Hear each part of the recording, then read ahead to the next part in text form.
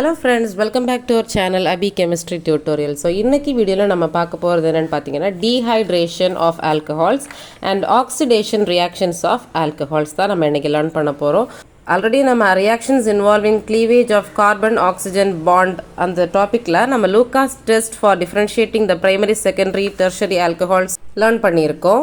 So இன்றைக்கி நம்ம வீடியோவில் என்ன பார்க்க போகிறோம் அப்படின்னு பார்த்தீங்கன்னா oxidation and dehydration reactions of alcohols. So previous videos பார்க்கல அப்படின்னா பார்த்துட்டு வந்துடுங்க. அண்ட் நீங்கள் நம்முடைய சேனலில் தான் ஃபஸ்ட் டைம் பார்க்குறீங்க அப்படின்னா சப்ஸ்கிரைப் பண்ணி வச்சுக்கோங்க. ஸோ தட் நான் நெக்ஸ்ட் போடக்கூடிய வீடியோஸ் எல்லாமே இமீடியட்டாக நோட்டிஃபிகேஷன்ஸில் உங்களுக்கு வந்து சேரும். ஸோ இப்போ வாங்க வீடியோக்குள்ளே போகலாம். The next reaction is dehydration. Okay, so dehydration of alcohols.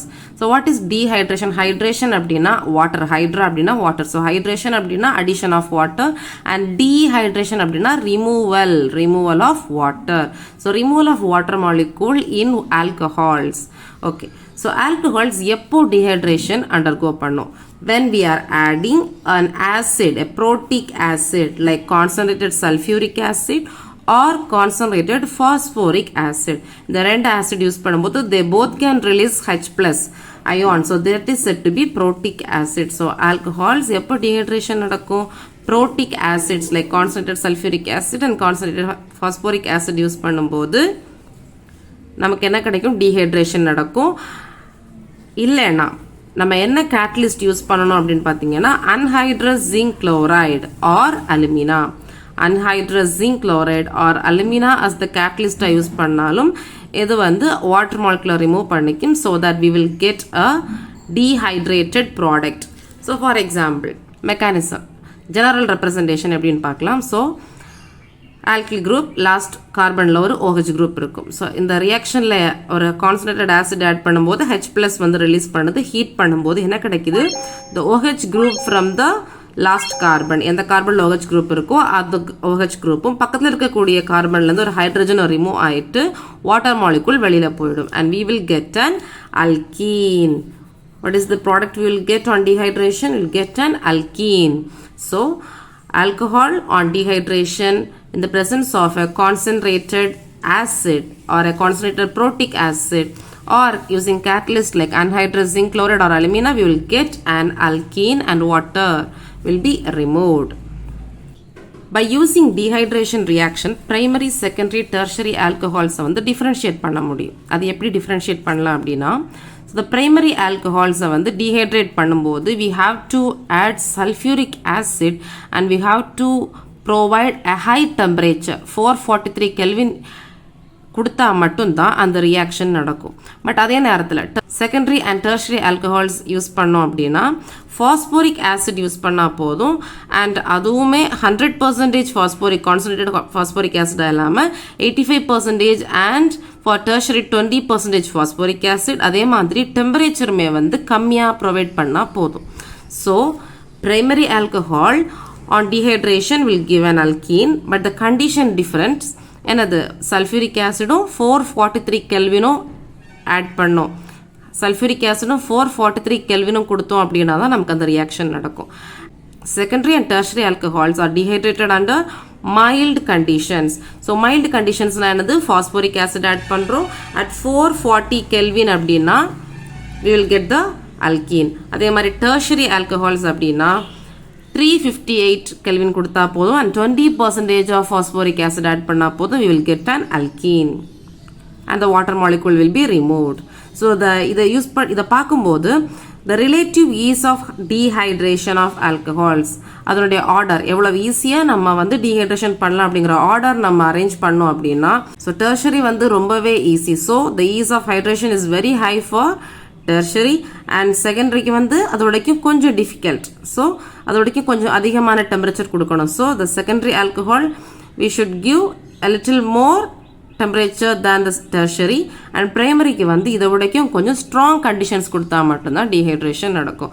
So the ease of டீஹைட்ரேஷனோட ஆர்டர் என்னது? டெர்ஷரி ஆல்கஹால்ஸ், செகண்டரி ஆல்கஹால்ஸ், அதுக்கப்புறமா யார்? Primary alcohols. ஸோ இதுக்கான ரீசன் என்ன அப்படின்னா கார்போகேட்டையான் ஃபார்மேஷன்.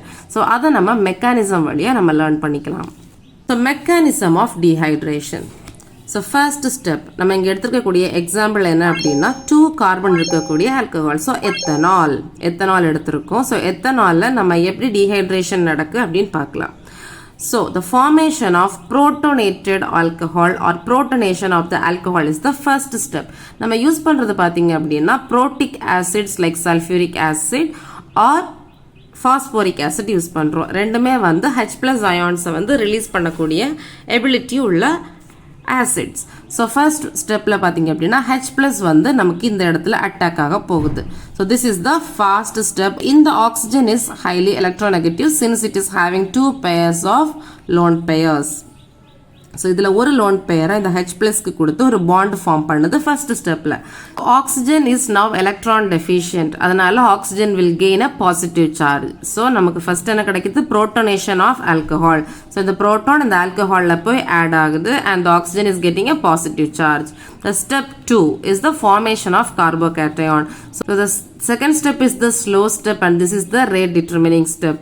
ஸோ இதில் என்ன நடக்குது அப்படின்னு பார்த்தீங்கன்னா இந்த பாண்ட் என்ன ஆகுதுன்னா இந்த ஆக்சிஜனுக்கு மேலே ஷிஃப்ட் ஆகுது. ஓகே, ஸோ இந்த கார்பன் ஆக்சிஜன் பாண்ட் நம்ம இந்த கிளீவேஜ் தானே படிச்சுட்டு இருக்கிறோம். ஸோ கார்பன் ஆக்சிஜன் பாண்ட் வந்து it goes over this oxygen so that ஆக்சிஜனுக்கு அதுக்குள்ள 2 எலக்ட்ரான்ஸும் ரீகெயின் ஆகுது.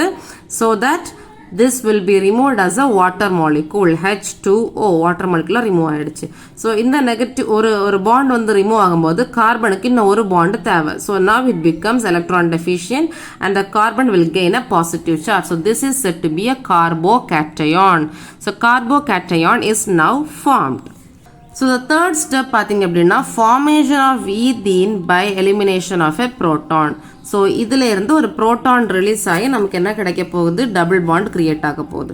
ஸோ அந்த பக்கத்து கார்பன், ஸோ ஃபர்ஸ்டே சொல்லியிருந்தேன் ஒரு கார்பனில் எந்த கார்பனில் ஓகச்சிருக்கோ அந்த கார்பனும் அண்ட் பக்கத்து கார்பனில் இருக்கக்கூடிய ஒரு ஹைட்ரஜனும் ரிமூவ் ஆகும் அப்படின்னு சொல்லியிருந்தேன். அப்படி தான் நான் அந்த பக்கத்து கார்பனில் இருக்கக்கூடிய hydrogen will be removed as H+. நம்ம உள்ளாடி போட்ட H+ நமக்கு திருப்பி ரீகெயின் ஆயாச்சு. அண்ட் நவ் இந்த பாண்ட் எங்கே ஷிஃப்ட் ஆகுது? இந்த 2 கார்பனுக்கு இடையில ஷிஃப்ட் ஆகுது. So that this becomes a double bond. So now we are getting an alkene. இங்க வந்து 2 கார்பன் இருக்கிறதால it is ethene. Okay, so இந்த ethene வந்து prepare ஆயிட்டு இருக்கணும் and also equilibrium conditionனால reverse reactions are also possible. So to maintain நமக்கு என்ன கிடைக்கணும்? product வந்து ethene கிடைச்சிட்டே இருக்கணும் அப்படிங்கிறதுக்காக we are removing the ethene immediately once the ethene is formed. ethene form ஆக நம்ம அதை ரிமூவ் பண்ணிட்டே இருந்தோம் அப்படின்னா இந்த forward reaction வந்து மெயின்டைன் ஆகிட்டே இருக்கும். அண்ட் இப்போ உங்களுக்கு எதனால டெர்ஷரி ஆல்கஹால்ஸோட டீஹைட்ரேஷன் இஸ் மோர் ஈஸியர் அப்படின்னு புரிஞ்சிருக்கும். எதனால? கார்போகேட்டையான் அப்படிங்கிறது நமக்கு தெரியும். ஸோ கார்போகேட்டையான் ஃபார்ம் ஆகும்போது the tertiary carbocation will be more stable than the secondary carbocation and tertiary carbocation will be more stable than the primary carbocation. So மூணையும் compare பண்ணும்போது tertiary carbocation வந்து ஈஸியாக ஃபார்ம் ஆகிடும்.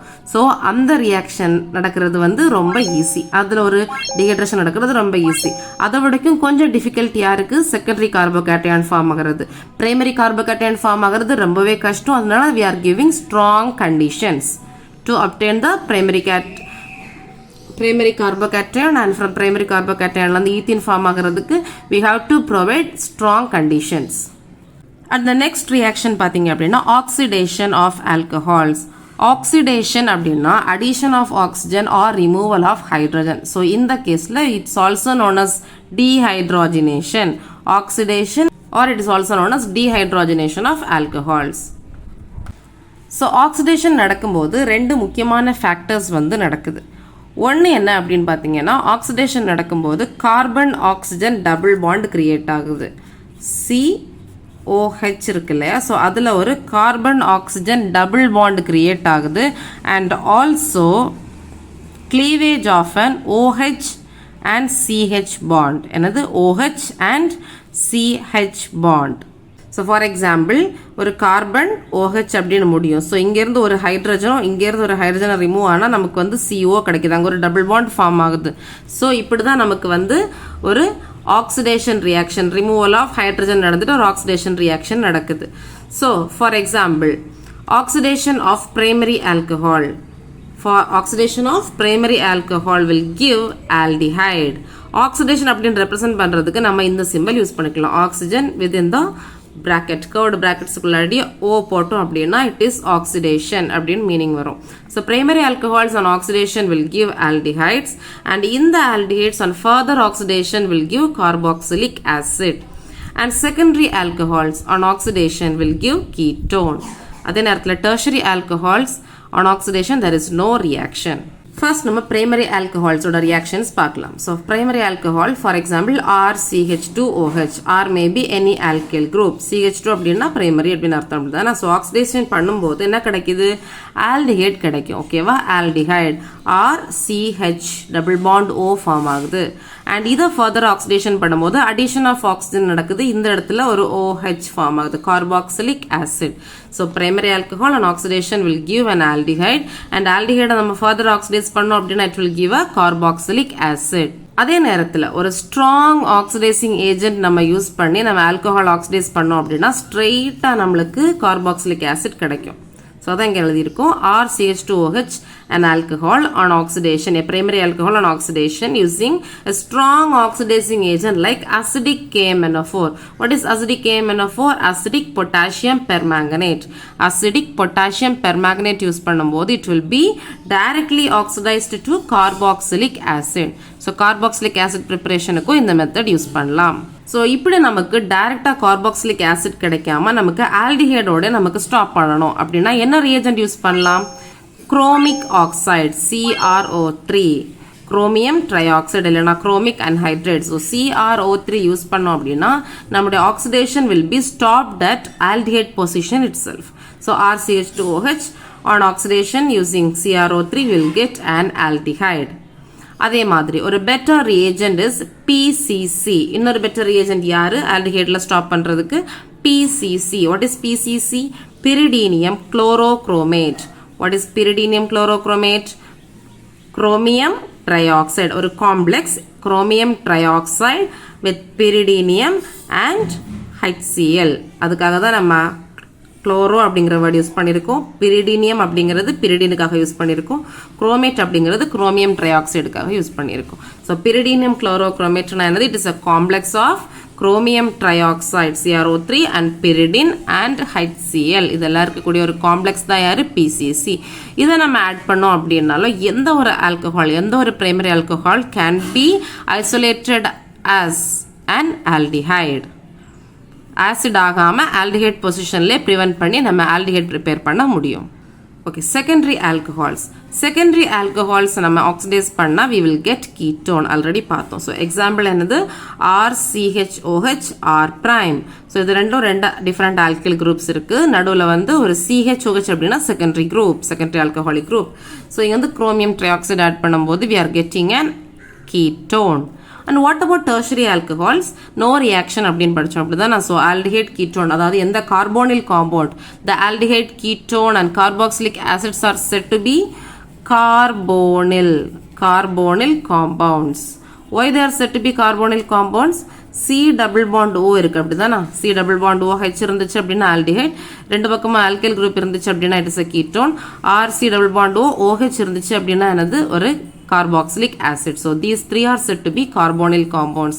So primary and secondary alcohol oxidize பண்ணி we can obtain carbonyl compounds. But tertiary alcohols என்ன நடக்குது? No reaction under the normal condition. But strong reaction condition நம்ம கொடுத்தோம் அப்படின்னா, okay, but very high or strong reaction conditions like acidic potassium permanganate, high temperature கொடுத்தோம் அப்படின்னா என்ன நடக்கும்? Carbon bonds வந்து பிரேக் ஆக ஆரம்பிக்கும். பிரேக் ஆகி we will get some carboxylic acids with less number of carbon atoms.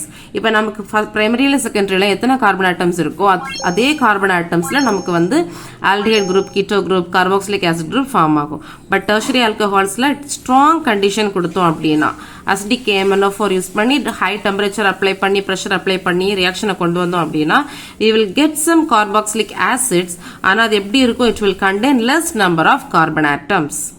So oxidation reactions can also be used to distinguish between primary, secondary and tertiary alcohols. Okay, primary na நமக்கு aldehyde கிடைக்கும், அதை further oxidize பண்ணா carboxylic கிடைக்கும், carboxylic acid கிடைக்கும். And secondary alcohol oxidize பண்ணா ketone கிடைக்கும் and tertiary alcohol use பண்ணோம் அப்படின்னா oxidation பண்ணோம் அப்படின்னா normal conditionல there will be no reaction but under strong reaction conditions like strong oxidizing agent like acidic MnO4 and high temperature apply பண்ணோம் அப்படின்னா நமக்கு வந்து carbon carbon bond எல்லாம் cleavage ஆகி carboxylic acid கிடைக்கும் but with less number of carbon atoms. And primary secondary tertiary alcohols differentiate பண்றதுக்கு இன்னும் ஒரு டெஸ்ட் இருக்குது. ஸோ அந்த டெஸ்ட் என்னது copper at 573 Kelvin. சிம்பிளா ஞாபகம் வச்சுக்கணும் copper at 573 Kelvin. இதான் இன்னொரு டெஸ்ட். ஸோ அது என்ன test primary and secondary alcohol vapors when passed over heated copper or silver. Okay, so இந்த சாப்டர்ல copper மட்டும்தான் வரும் but the next chapter will have the same reaction. ஆனால் அதில் சில்வரும் கொடுத்துருப்பாங்க ஸோ இங்கே படிக்கும்போது நம்ம சேர்ந்து படிச்சுக்கலாம் at 573 Kelvin dehydrogenation occurs and tertiary alcohols undergo dehydration. ஓகேவா ஸோ என்னது primary secondary tertiary alcohols இந்த எல்லா ஆல்கஹால்ஸையும் வந்து வேப்பர் ஃபார்மில் கன்வெர்ட் பண்ணிட்டு மெட்டல் காப்பர் மெட்டல் இல்லைனா சில்வர் மெட்டலை வந்து 573 கெல்வினில் ஹீட் பண்ணி வச்சுருக்கக்கூடிய அந்த பர்டிகுலர் பிளேஸில் நம்ம ஆல்கஹால்ஸோட வேப்பர்ஸை பாஸ் பண்ணுறோம். பாஸ் பண்ணும்போது பிரைமரி ஆல்கஹாலும் செகண்டரி ஆல்கஹாலும் பர்டிகுலராக என்ன கொடுக்குது primary alcohol will give and aldehyde and secondary alcohol will give a ketone. At the same time, tertiary alcohol will give an alkene. Alkene dehydration நடக்கும் அதாவது வாட்டர் மாலிகுல் ரிமூவ் ஆகும். But primary and secondary ஆல்கஹால்ஸ்ல நடக்குது dehydrogenation or oxidation மாதிரி நடக்குது. அதே நேரத்தில் tertiary alcohols என்ன கொடுக்குது dehydration removal of water molecule. So for example பாருங்க primary alcohol when it is passed over copper or silver at 573 Kelvin we will get an aldehyde and secondary alcohols vapors when passed over copper or silver at 573 Kelvin we will get ketone and tertiary alcohols when passed over copper or silver at 573 Kelvin we will get an alkene.